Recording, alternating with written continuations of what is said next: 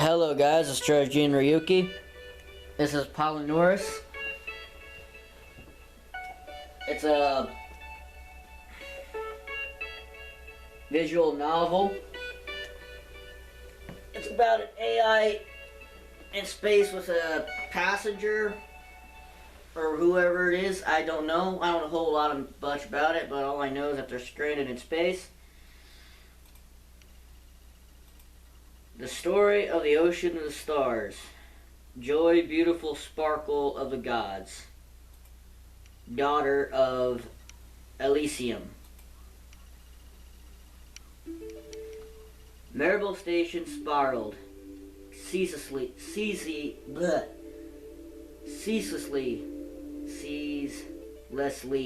Good grief, can't even read. In an otherwise unremarkable corner of deep space. I was waiting for my flight number to be called. I tapped a finger against my knee, eager to be on my way. I'd rehearsed this ritual countless times before. Maribel Station was hardly remarkable as far as space stations went. Though, then again, who was to say there were many truly remarkable space stations in the first place? Surely there were hundreds of millions of travelers passing in droves through Andromeda Central Station. Andromeda was a work of art, and performers, painters, composers would all gather in the artificially terraformed Central Plaza to find an audience. It was a mosaic of colors, sights and sounds, a brazen horde of intergalactic human culture, like a Venice atop of the sea of stars. And I was stuck here at this gray, factory-produced pit stop, waiting by my lonesome for my flight's preparations to finish up. For as long as I could remember, space travel out in the boonies was like this. Lonely, tedious, cramped, time-consuming, stripped down to the status of commute that never seemed to end. But above all else, I do like the design, the artwork. And so far, this guy is one stressed out dude. Really bored and really frustrated. Space travel as an enterprise was far too expensive and far too dangerous for allowing anything short of mega corporation to handle the logistics. Excuse me. I glanced down to my ticket. Sure enough, there it was. Titan Transportation Solutions in loud, bold, bleak font. They were one of the big players in the field. And they were the ones that footed the bill for, I don't know, thousands of space stations just like this one. A little sarcasm there. And let's be perfectly clear. Space is big, enormous. Try to wrap your head around how infinitely spread out, how empty it all really is. Guess what? You can't. To get anywhere of consequence in space, one must leapfrog through dozens upon dozens of space stations just like these, scattered throughout the galaxy. I've been doing precisely that for the better part of an old Earth month. So rest assured, I was well rehearsed. I knew my lines. I could nail down the song and dance in my sleep. Woo!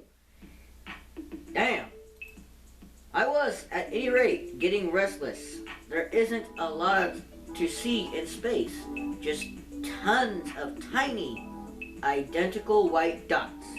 And plenty of tiny, gray checkpoints to pass through. But that was the price you had to pay to get anywhere. And sometimes, if you were lucky, you'd get the occasional nebula, or debris cloud, or band of pirates. Ooh. I focused my attention on the silver spaceship, which lay before me. I'd seen many like it before. It was small, intended for a single occupant. From the outside, it looked relatively unremarkable. It was sleek, like an arrow. The cockpit stood out, the windshield wrapped around itself around the front of the vessel, stopping just as the ship's nose began to flow downwards into its underbelly. Its exterior was sleek, its curving wings wide like that of an albatross. Attention, attention! Marble station! The intercom crackled. We are now boarding one-man shuttle flight 93094B. Shuttle flight 93094B. Passenger of flight 9304B, please secure your belongings and board immediately. Finally, that was just the notice I'd been looking for. My flight was prepped and ready. I hurried down the main concourse of the hangar bay, checked to make sure the shuttle was marked with my flight number, and slipped inside. Going to save and return. The cabin interior betrayed its sleek exterior. Lights along the walls and ceiling illuminated the passage, their luminance rippling towards the cockpit. The floor was lined with dark navy blue carpet that traveled up the walls for a few inches. Ooh. I made my way towards the cockpit, taking a look around. A cursory glance revealed 2 seats, confirming the hunch that this was a repurposed vessel. I remember that, back in the day, every spaceship required human pilots and co-pilots. I guess this was a relic from the old regime. There wasn't much room to move around in the cockpit. A horde of buttons, dials, flashing lights, and other mechanisms were scattered around the control console. The cockpit was dominated by the enormous windshield that opened up to a commanding view of, at the moment, precisely nothing. Nothing but space and an ocean of stars. It was hard to get excited from such a sight anymore. Within moments, the cockpit was bathed in warm blue light and a computerized voice began to speak. New passenger detected. Initiating registration sequence. I held up the ticket between 2 fingers just to make sure the system registered it. The blue light shifted around the small area and then dissipated suddenly. Passenger identification ticket. Code. Hashtag 0992403. Transit authorized. Spooling intelligent navigator kernel. Analyzing anima complex. Unlocking communications. Synthesis codec. Quantum processors are online.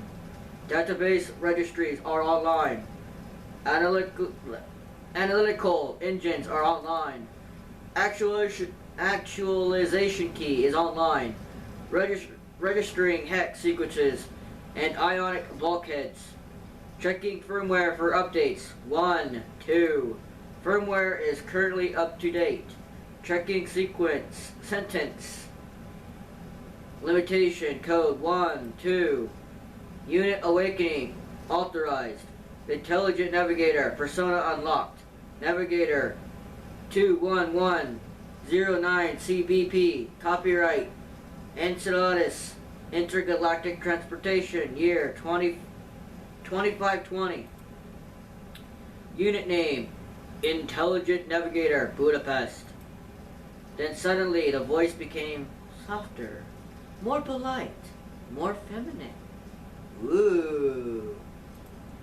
Initializing. 1 moment, please. Slowly it became more and more human. ...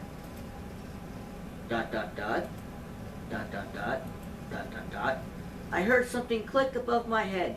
and glanced up to notice a small metal compartment, extruding a multiple of lenses, like the most indecisive camera in the cosmos. Good description. So that's where it was. Inside it, some mechanism whirled to life, and the lenses began to twist, oscillate, and extend. They focused on a single point, the pilot's seat to the left. Slowly, a human figure closed. Its form was translucent, accompanied by a dress white as ivory. For a second, it seemed that it had caught fire, as brilliant red hair flowed from its head down to its back and shoulders. Delicate feminine features emerged as one: ears, a nose, the eyes, and a mouth curled in a polite, neutral grin. Two long, slender arms trailed to small and slender hands, clasping each other in front of the flowing dress. The projection's eyes opened, and revealing irises of striking sapphire. Look at that design. That is beautiful design right there. They look like planets glowing against the backdrop of deep space. It took all the appearance of a woman, but I recognized the emulation at work. This would be the personal navigator assigned to this shuttle, an artificial intelligence designed to serve humanity. Budapest. Greetings, passenger sir. Are you doing well today? Yes. I'm doing fine, thank you. I took a second to ease into my seat, checking over all the belts and harnesses which draped my hard suit. Time to head out again, I suppose.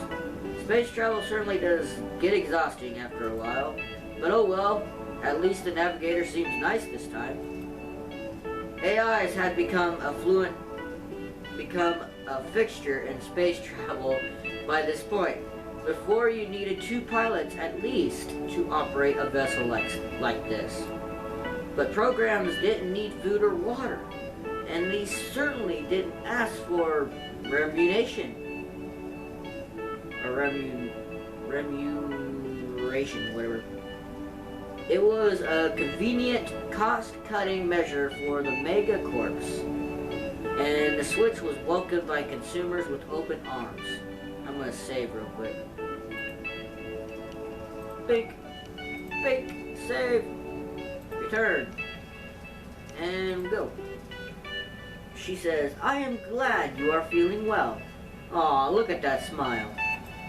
I am the intelligent navigator Budapest, and I will be accompanying you on this voyage. Now let's take a look at your registration. The navigator turned its back to me, bringing up an electronic windows of records and data.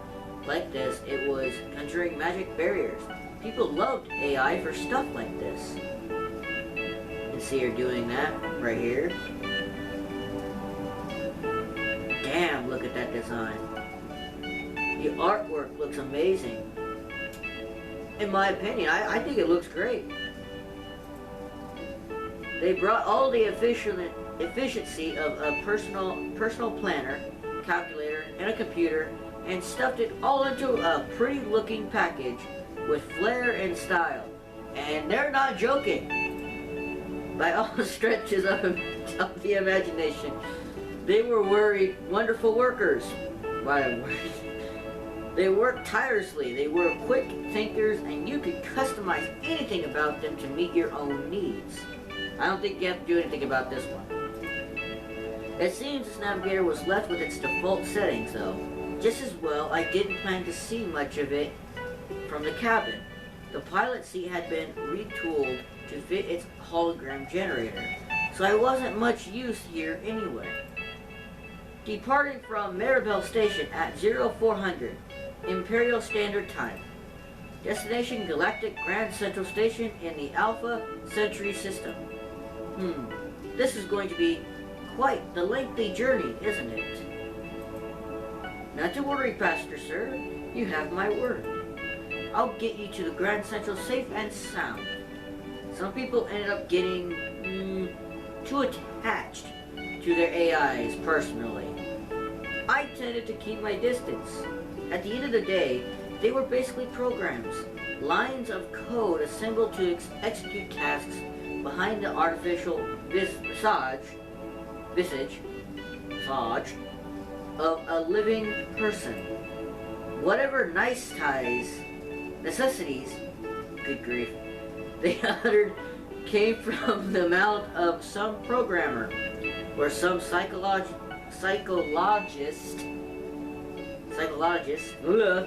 damn it, can't talk, sorry, in a clinic, or at least from a dialogue construction engine designed by such. Content to confirm my presence and leave the piloting to the navigator. I nodded in affirmation. We'll be launching from the station now. Please remain seated and harness until instructed otherwise. Roger that, loud and clear. I took a few paces to my seat in the cabin, not too far away from the personal navigator stationed in the cockpit.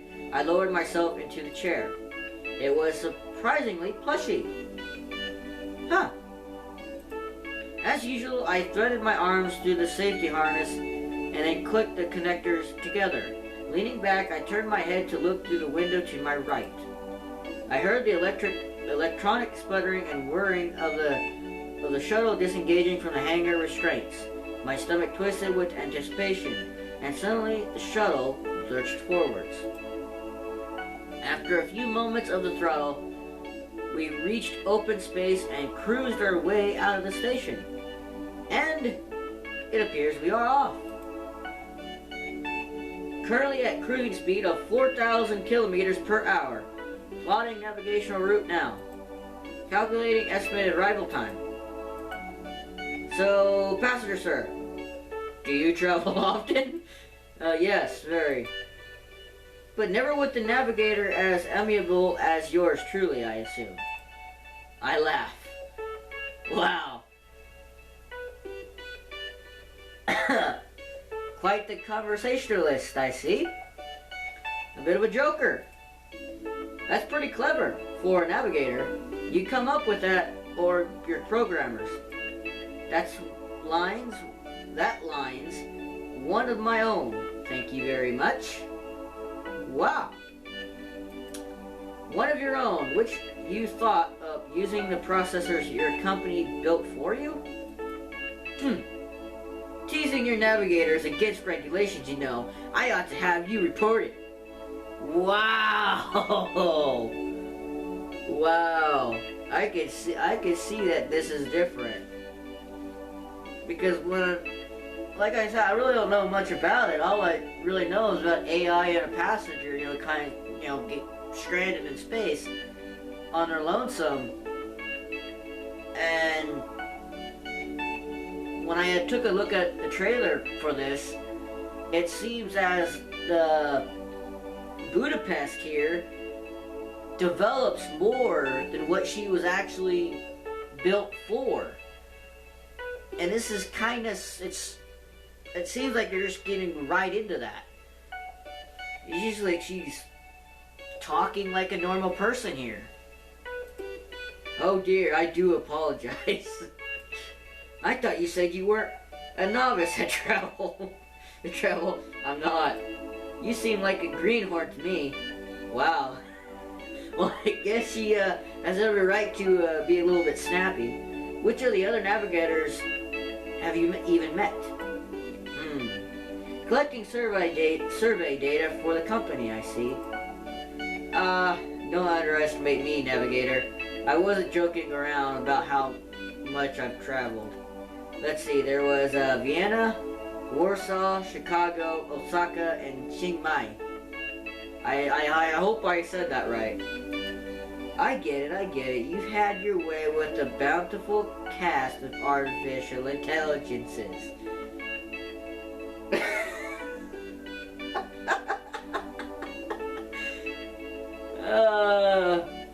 I've seen that line before. I've not only seen it, but